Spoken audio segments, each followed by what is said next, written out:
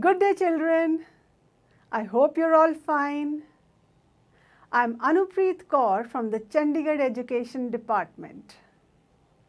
Children, who is the President of India? Mr. Ram Nath Kovind. Who was the great scientist who became the President of India? Dr. Abdul Kalam. He was the President of our country from 2002 to 2007. He was a great scientist, a wonderful president, a great statesman, and also a great writer. What is the name of his autobiography? It is Wings of Fire. So today we shall study the chapter My Childhood, which is an excerpt from the Wings of Fire. This is in your NCERT textbook Beehive for class 9. Now let's know a little more about Dr. Abdul Kalam. I was born into a middle-class Tamil family in the island town of Rameswaram in the erstwhile Madras state. My father, Jainulabdin, had neither much formal education nor much wealth. Despite these disadvantages, he possessed great innate wisdom and a true generosity of spirit. He had an ideal helpmate in my mother, Ashiyamma. I do not recall the exact number of people she fed every day, but I am quite certain that far more outsiders ate with us than all the members of our own family put together. So children, where was Abul Pakir Jainulabdin Abdul Kalam born? He was born in a small island town of Rameswaram, which was in the erstwhile Madras state. Like earlier, it was in the state of Madras, because under the British rule, Madras was a major principality. Now it is in Tamil Nadu. It is on the eastern coast of Tamil Nadu. What was his father's name? Jainulabdin. What was the disadvantage that his father faced? His father did not have much formal education, nor was he very rich. And what was the greatness that we see in the character of his father? His father was very wise. He had this inborn quality of wisdom, and he was very generous. What was his mother's name? Ashiyamma. And Ashiyamma was a very good partner to his father. She was as generous as he was. She worked very hard and she fed lots of people every day. Not just the family, rather many outsiders who were even more than the family members put together. So she was very kind, very generous, and very hardworking. I was one of many children, a short boy with rather undistinguished looks. Born to tall and handsome parents, we lived in our ancestral house, which was built in the middle of the 19th century. It was a fairly large pakka house made of limestone and brick on the Mosque Street in Rameswaram. My austere father used to avoid all inessential comforts and luxuries. However, all necessities were provided for in terms of food, medicine, or clothes. In fact, I would say mine was a very secure childhood, both materially and emotionally. So, children, was he very good looking? No, rather he was conscious of his looks. He knew that he was short and he was not as good looking as his parents, because the parents were tall and handsome. Abdul Kalam had 4 siblings. He had 3 brothers and a sister, so he was one of the many children. He was aware that he was short in height and he was not as good looking as his tall and handsome parents. Yet he was a confident child. He said, I am not handsome, but I can give my hand to someone who needs help, because beauty is required in the heart, not in the face. Now, this is a fabulous attitude to have. This is a wonderful quality to have, because true beauty lies in the heart. The beauty of the face over a period will grow lesser and lesser, but the beauty of heart will increase. It will shine day by day. Where did Abdul Kalam live? Where was his house? His house was on the Mosque Street in Rameswaram. What kind of a house was it? It was an old house. It was built in the middle of the 19th century. It was a fairly large pakka house made of limestone and brick. So, since the emphasis here is on pakka, it means a lot of people were living in kacha houses as well. Kacha houses would be made of mud. My austere father used to avoid all inessential comforts and luxuries. So, here we get to know more about his father. His father was very simple, very strict and very severe. He did not believe in wasting money on comforts and luxuries. Yet, he provided his family with all the necessities so far as food, medicine and clothes were concerned. He also provided them with a good education. Despite the fact that he did not have too much of education himself, he provided his children with very good education. In fact, Dr. Kalam had a very secure childhood. Both materially means he was provided for everything that he needed, and emotionally, he was given all the love and affection that a child needs. So, his father believed in simple living and high thinking, and this quality was imbibed by Abdul Kalam himself. Children, what kind of a life do you lead? Do you believe in getting all the comforts and luxuries in the world? Well, there is no end to luxuries. Comforts, yes. Necessities, everyone should have. Comforts would be really nice if everybody was comfortable, if we all had a very good standard of living. But luxuries can be a lot of wasteful expenditure. This is what his father believed, and this is also what Dr. Kalam believed. Because even when he was the President of India, he led a very simple life. The Second World War broke out in 1939 when I was 8 years old. For reasons I've never been able to understand, a sudden demand for tamarind seeds erupted in the market. I used to collect the seeds and sell them to a provision shop on Mosque Street.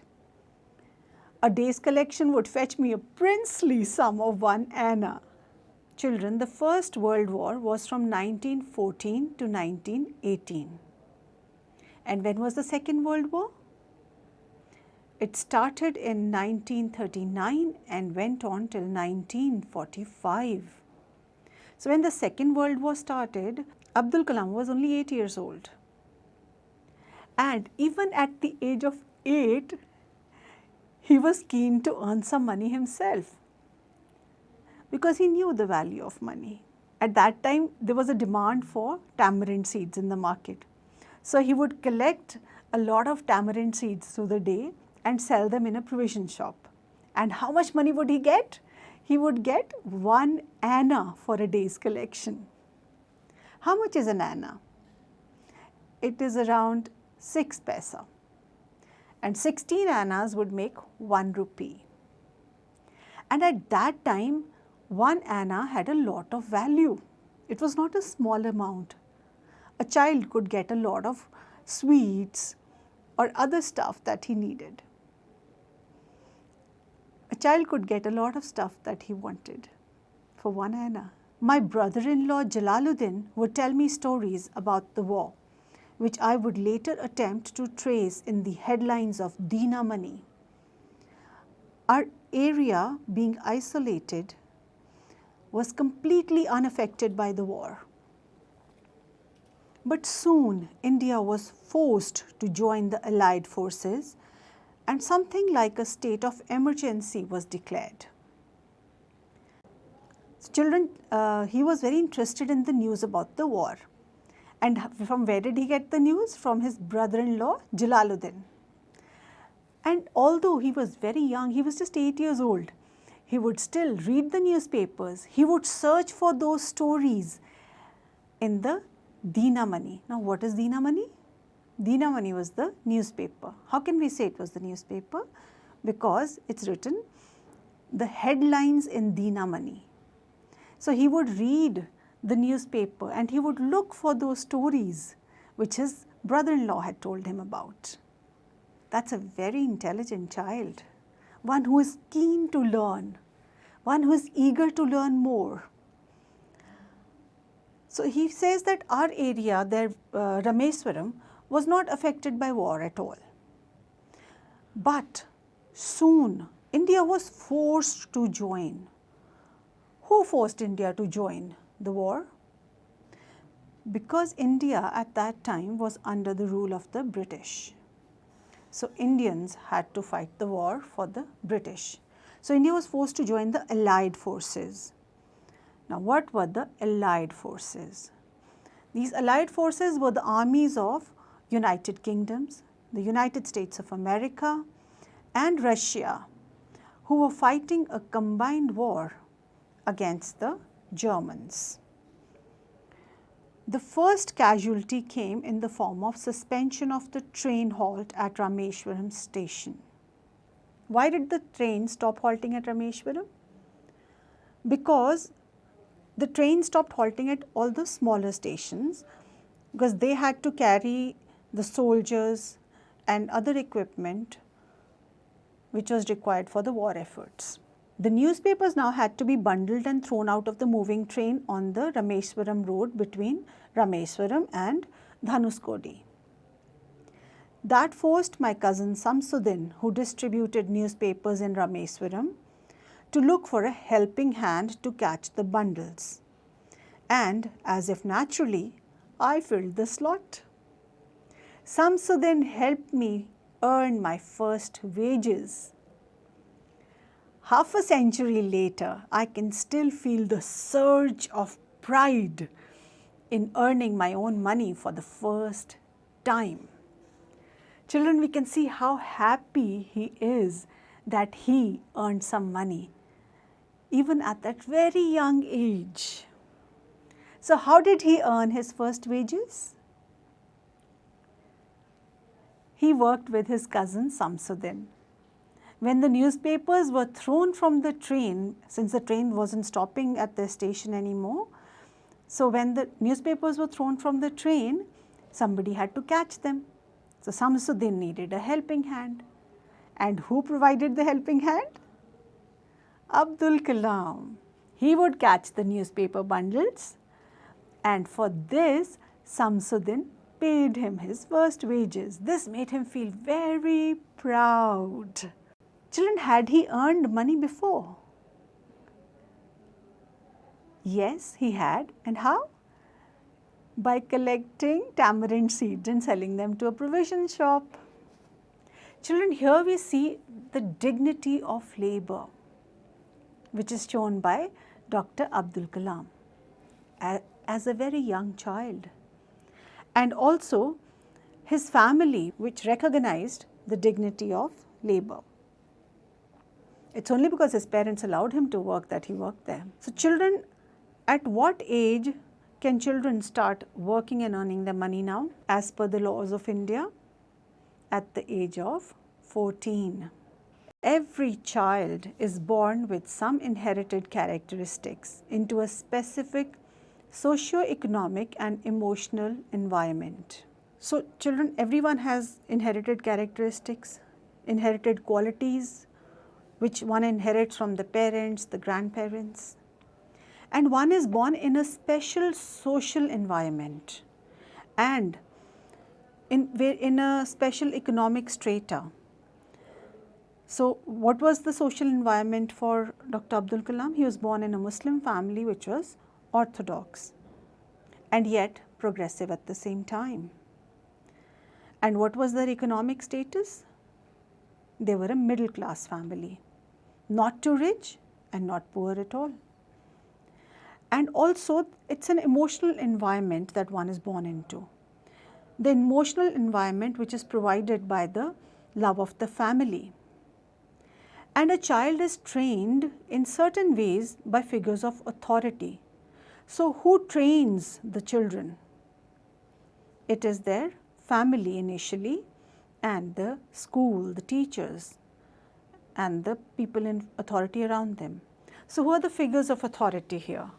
Here it is the parents of the child, the grandparents, the uncles, aunts, and also older siblings who give them a value, who give every child the values of the family. I inherited honesty and self-discipline from my father. From my mother, I inherited faith in goodness and a deep kindness. And so did my 3 brothers and a sister. So children, what qualities did he inherit from his parents? Yes, honesty and self-discipline from his father, and from his mother, goodness and kindness from his mother. I had 3 close friends in my childhood, Ramananda Sastri, Aravindan and Siva Prakasan. All these boys were from orthodox Hindu Brahmin families. As children, none of us ever felt any difference amongst ourselves because of our religious differences and upbringing. Now children, Abdul Kalam was a Muslim boy. He also had an orthodox upbringing, but his 3 close friends were all Hindu Brahmins. But they loved each other irrespective of their religious differences, irrespective of their different upbringing. In fact, Ramananda Sastri was the son of Pakshi Lakshman Sastri, the high priest of Rameswaram temple. Later, he took over the priesthood of the Rameswaram temple from his father. Aravindan went into business of arranging transport for visiting pilgrims, and Siva Prakasan became a catering contractor for the Southern Railways. Children, can you tell me the names of his best friends? Yes, Ramananda Sastri, Aravindan, and Siva Prakasan. What did these boys grow up to be? Ramananda Sastri became the high priest of the Rameswaram temple. Aravindan arranged transport for the visiting pilgrims. Siva Prakasan became a catering contractor for the Southern Railways. During the annual Yanam ceremony, our family used to arrange boats with a special platform for carrying idols of the Lord from the temple to the marriage site, situated in the middle of the pond called Ramatirath, which was near our house. Events from the Ramayana and from the life of the Prophet were the bedtime stories my mother and grandmother would tell the children in our families. So children, here we can see the secular nature of the society there. Abdul Kalam belonged to a Muslim family, and yet his family arranged boats to carry the idols of Lord Rama and Sita to the marriage site, which was in the middle of the pond. And even at night, their bedtime stories would be the stories of the Ramayana as well as the life of the Prophet. So they learnt both about Hinduism and about the Islam. Let's have a quiz now. The Second World War broke out in 1914, 1918, 1939, 1945. 1939. That is correct. Very good. Dinamani was a dash. Now the options are newspaper, boy, cow, town. Newspaper. That is correct. You have the right answer. Dinamani was a newspaper. APJ Abdul Kalam was born in Ramanathapuram, Rameswaram, Dhanuskodi, Chennai. Rameswaram. That is the correct answer. Very good. Abdul Kalam earned his first wages with the help of Jalaluddin, Samsuddin, Ashiyama, Aravindan. Samsuddin. Very good. Samsuddin was his cousin who gave him the job of catching newspapers from the train. Abdul Kalam was a close friend of Ramanatha Sastri, Aravindan, Siva Prakasan, or all of the above. All of the above. Correct. All three were his very close friends. During the Sri Sita Rama Kalyanam ceremony, Abdul Kalam's family arranged boats to carry Lord Ram, decorated the temple, prepared food for the pilgrims, or all of the above. Arranged boat to carry Lord Ram. Very good. That is the correct answer. Well done. Children, let's do another activity now. Match the phrases in column A with their meanings in column B. The phrases are broke out, in accordance with, a helping hand, could not stomach, generosity of spirit, figures of authority. And the options of the meanings given are, in column B, an attitude of kindness, a readiness to give freely, was not able to tolerate, began suddenly in a violent way, assistance, persons with power to make decisions, according to a particular rule, principle, or system. Now I'd like you to answer these, okay? Match them. So for the first phrase, broke out, the answer is? Begin suddenly a violent way. Yes, to begin suddenly in a violent way. Very good. In accordance with. According to a particular rule or system. Good. A helping hand. Assistance. That is right. To help someone is to provide assistance to someone. Could not stomach. Was not able to tolerate. Yes, if somebody is not able to bear something, it means that person cannot stomach that thing. Generosity of spirit. An attitude of kindness, a readiness to give freely. Very good. Who had this generosity of spirit? His parents. Figures of authority. Person with power to make decisions. That is right. And the figures of authority are, in this particular chapter, the people from the community, the parents of the child, the teachers of the child, and the seniors from the community. Children, I'll give you some words and I'd like you to give me their opposites, their antonyms, by prefixing these words with in, un, ill, ir, or im. Shall we get started? Yes, ma'am. Okay, the first word is adequate. Inadequate. Good. Demanding. Undemanding. Patriotic. Unpatriotic. Logical. Illogical.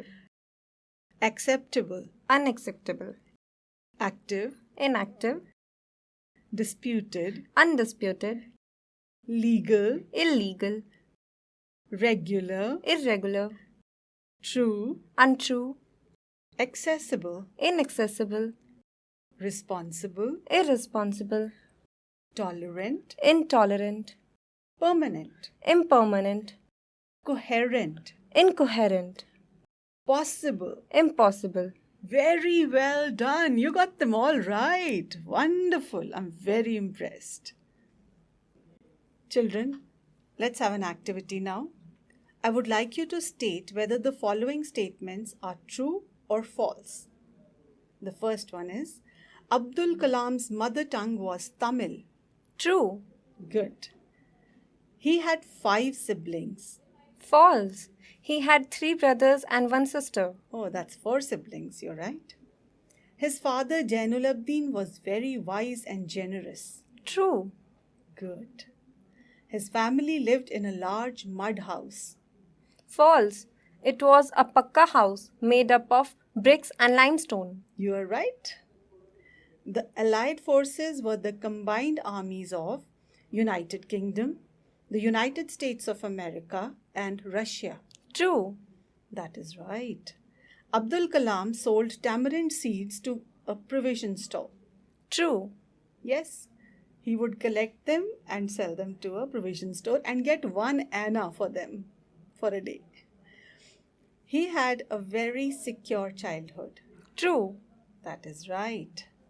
He was well provided for materially, and he was also very emotionally secure with the love of his family.